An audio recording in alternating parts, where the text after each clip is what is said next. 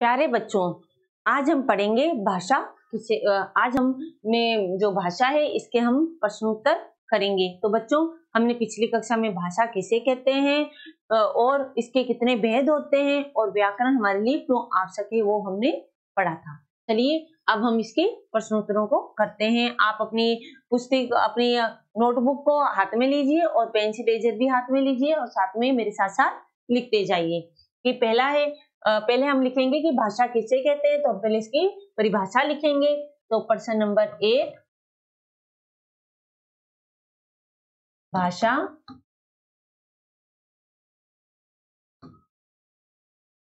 किसे कहते हैं? भाषा किसे कहते हैं?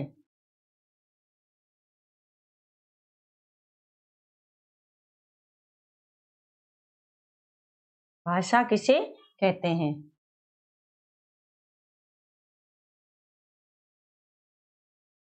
तो उत्तर नंबर 1 किसे कहते हैं बच्चों? भाषा कि हम अपने भावों और विचारों को बोलकर या हम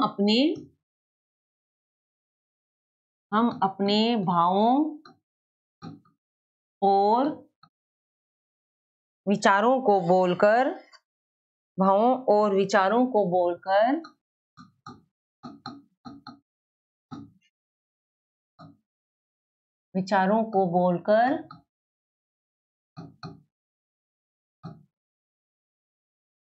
या लिखकर प्रकट करने के लिए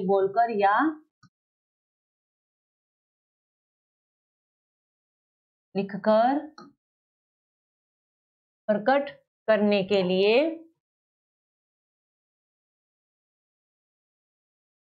करने के लिए बोलकर या लिखकर प्रकट करने के लिए एक साधन का प्रयोग करते हैं। एक साधन का प्रयोग करते हैं। ठीक है बच्चों, और यही साधन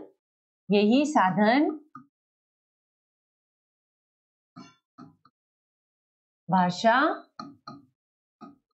कहलाती है। क्या कहलाती है? यही साधन भाषा कहलाती है। तो इस तरीके से हमने कहा भाषा कहलाती है। अब भाषा कितने प्रकार की होती है? तो भाषा 2 प्रकार की होती है। उत्तर नंबर 2, सॉरी प्रश्न नंबर 1 लिखेंगे हम पहले कि भाषा कितने प्रकार की होती है। प्रश्न नंबर 2, भाषा कितने प्रकार की होती है? भाषा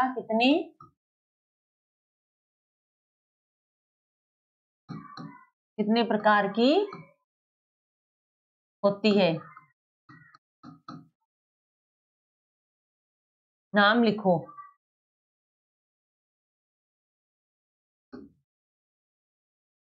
तो बच्चों, उत्तर नंबर 2, भाषा 2 प्रकार की होती है। भाषा 2 प्रकार की होती है। मौखिक भाषा,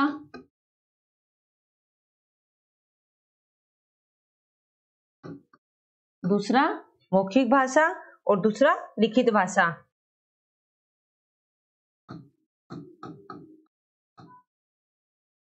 लिखित भाषा।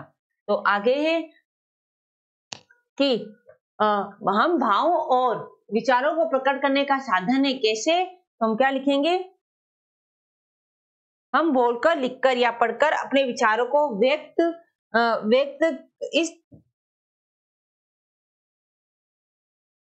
यहां लिखेंगे उत्तर नंबर 1,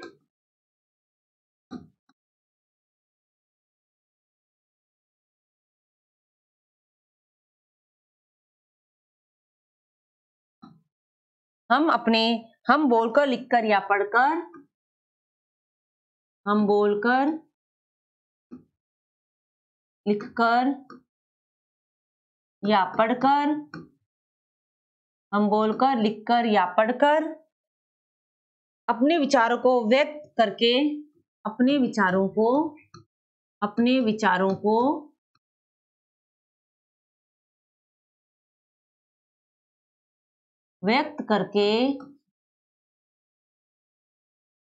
विचारों को व्यक्त करके दूसरों तक पहुंचा सकते हैं। व्यक्त करके दूसरों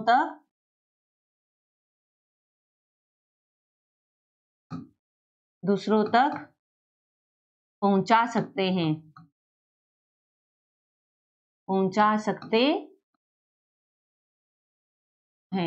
हम क्या कर सकते हैं? हम अपने विचारों को व्यक्त करके दूसरों तक पहुंचा सकते हैं। और दूसरों के भावों और विचारों को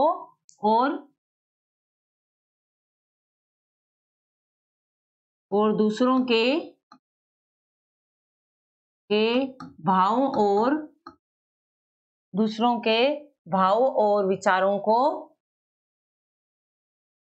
दूसरों के भावों और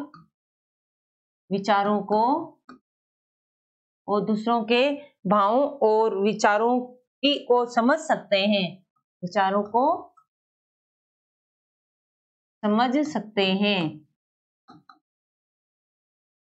भाव विचारों को समझ सकते हैं। यही माध्यम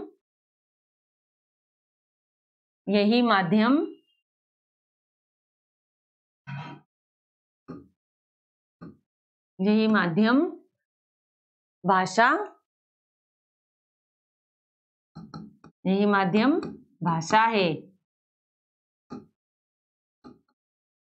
ठीक है बच्चों, सिखा है कि अपने भाव विचारों को प्रकट करने का साधन कैसे है। तो यही जो माध्यम है ये भाषा है। आपकी मातृभाषा कौन सी है? तो हमारी मातृभाषा हिंदी है। हमारी मातृभाषा कौन सी है? हिंदी। हमारी मातृभाषा हिंदी है। क्या आप अपनी मातृभाषा से प्यार करते हैं? तो हाँ, बिल्कुल सही है। हम अपनी मातृभाषा से प्यार करते हैं। हम अपनी मातृभाषा से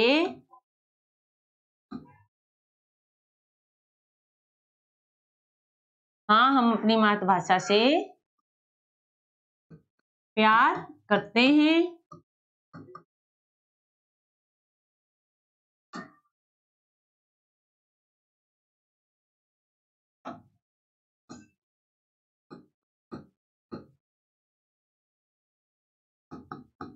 उत्तर नंबर 3। हाँ, हम अपनी मातृभाषा से प्यार करते हैं। यदि हाँ तो क्यों? क्योंकि ये हमारी मातृभाषा है। ये हमारी मातृभाषा है। आगे, भाषा किसी की निजी संपत्ति नहीं है। सही विकल्प पर सही का चिन्ह लगाइए। क्योंकि ये सभी लोगों की संपत्ति है। गलत। क्योंकि इसे तिजोरी में बंद किसी का अधिकार नहीं। गलत। क्योंकि ये विचार प्रकट करने का माध्यम है। इसे कोई भी बोल सकता है। तो ये नंबर जो 3 है ये हमारा बिल्कुल सही है। ये जो नंबर 3 है ये हमारा बिल्कुल सही है। अब आगे है कि ख दिए गए रिक्त स्थान भरिए। भाषा को लिखने का ढंग, जो भाषा है, भाषा को लिखने का ढंग देश कहलाता है। तो भाषा को लिखने का ढंग बच्चों क्या कहलाता है? भाषा को लिखने का ढंग लिपि कहलाता है।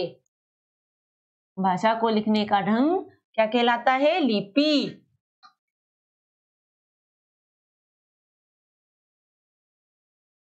लिपि कहलाता है। हम भाषा को बोलते हैं तो डैश निकलती है। क्या निकलती है? ध्वनियां। जब हम भाषाओं को बोलते हैं तो ध्वनियां निकलती है।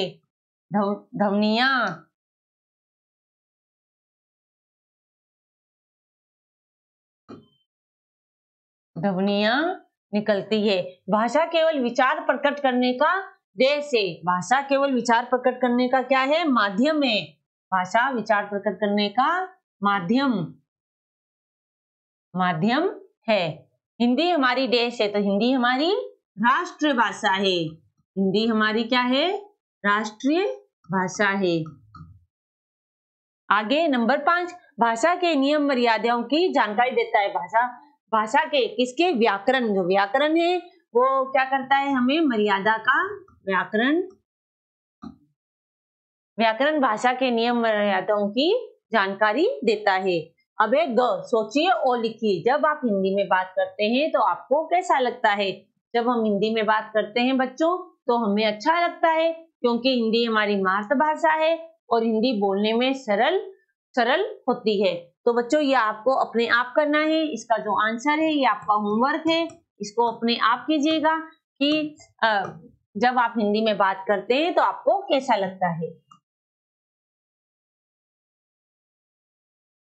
आगे है कि संकेत पढ़िए और वर्ण लिखकर उनकी भाषाओं का नाम लिखिए। तो बच्चों देखिए, संकेत है महाराष्ट्र, तो महाराष्ट्र में मैंने आपने अगर भाषा याद की है तो आपको आ जाएंगे। अगर आपने याद नहीं की है तो कोई बात नहीं, आप वापस पाठ पढ़िएगा और साथ में याद कीजिएगा। महाराष्ट्र की भाषा होती है मराठी। महाराष्ट्र में कौन सी बोली जाती है? मराठी। गुजरात में गुजराती। देखिए अपने आप बन गया, महाराष्ट्र में मराठी तो गुजरात में गुजराती। अब आगे है जम्मू कश्मीर। तो बच्चों जम्मू कश्मीर में कौन सी बोली जाती है? जम्मू कश्मीर। उड़ीसा, उड़ीसा में उड़िया। उड़ीसा में क्या बोली जाती है? उड़ीसा में उड़िया। उड़ीसा में उड़िया बोली जाती है। और जम्मू कश्मीर में उर्दू भी बोली जाती है। जम्मू कश्मीर में कौन सी बोली जाती है? उर्दू। ये देखिए जम्मू कश्मीर में उर्दू और उड़ीसा में उड़िया। और केरल में मलयालम। केरल में क्या बोली जाती है?